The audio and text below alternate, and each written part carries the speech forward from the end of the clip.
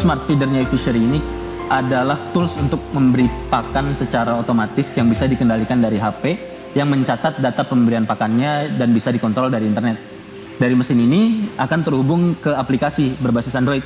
Jadi dari HP mereka tinggal atur ikan yang mereka tebar apa, pakan yang mereka pakai apa, dan mereka bisa atur sefleksibel mungkin berapa pakan yang mau mereka kasih, berapa kali.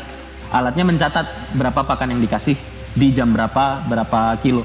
Dan kita sebagai pemilik kolamnya bisa langsung cek di dashboardnya ikannya udah dikasih makan belum dan berapa kilo totalnya, begitu. Keunggulan yang paling utamanya sih dari durabilitasnya. Nah sekarang kita buat kerjasama dengan pabrik untuk membuat tong yang khusus dirancang untuk produk kita. Jadi dari atas sampai bawah itu full plastik. Di sisi lain, di bagian luarnya juga yang awalnya banyak pakai logam, sekarang full plastik juga. Sehingga karatan dan lain sebagainya bisa dihilangkan.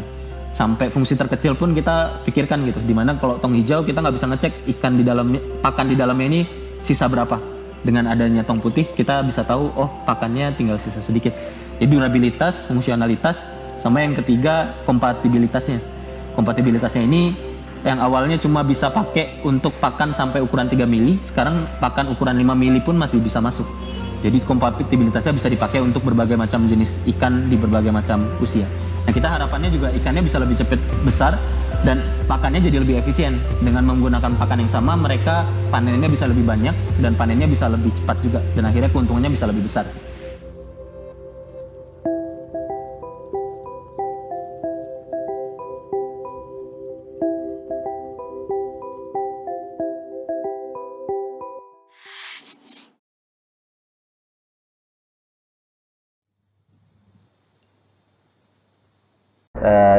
Sebelum memulai fishery saya punya kolam ikan, jadi saya pembudidaya ikan juga, dan dari situ saya sadar kalau masalah terbesar di budidaya ikan adalah pakan.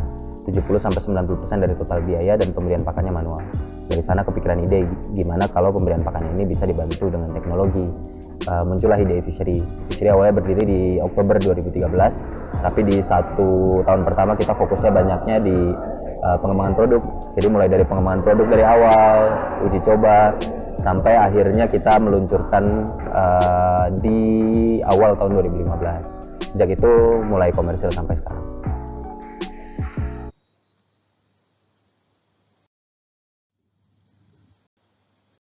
Yang paling kita senang sih ya dan banggakan lah dari keseluruhan proses kita bisa dibilang sekarang ya salah satu dari sedikit perusahaan yang bergerak di bidang IoT, dan kita juga salah satu startup pertama yang fokus di bidang hardware sekaligus di bidang agriculture technology.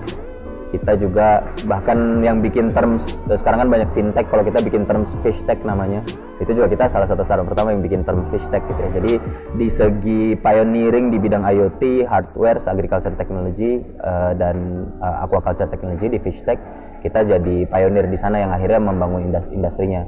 Sekarang ya banyak startup-startup yang muncul di IoT, agriculture technology sama di aquaculture. Karena melihat kalau eFishery ternyata bisa maju lebih optimal. Itu satu sih. Kalau yang kedua itu ke industri teknologinya, yang kedua ke user kita sendiri. Karena user kita ini petani ikan sama petambak udang yang nggak biasa pakai teknologi. Kita sering kali ketemu sama petani-petani yang pertama kali pakai smartphone adalah saat mereka pakai aplikasi kita. Tapi dengan mereka pakai smartphone akhirnya mereka bisa punya grup WhatsApp, bisa nonton YouTube, bisa belanja online langsung karena interaksi pertama mereka dengan aplikasi kita gitu. Jadi kita membuka interaksi terhadap teknologi baru yang sebelumnya menurut mereka tidak penting-penting banget. Jadi kalau di area-area di mana area rural, perkembangan teknologi setelah pakai eFishery cukup besar, adopsi mereka terhadap teknologi lainnya.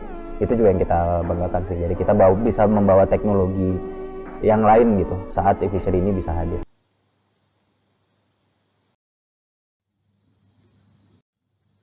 Betul. Jadi salah satu kendala eFishery memang masyarakat yang non tech savvy ya, mereka belum pernah pakai teknologi dan mereka belum tahu kalau masalahnya ternyata ada gitu ya. Jadi ya mereka yang nggak pernah pakai teknologi tiba-tiba ditawarkan mobile based IoT, cloud based dashboard yang mereka nggak tahu ini sama sekali, nggak tahu itu apa gitu. Itu challenge-nya memang gimana cara kita mengedukasi mereka kalau teknologi ini bisa kasih benefit buat mereka, bisa kasih keuntungan besar buat mereka gitu.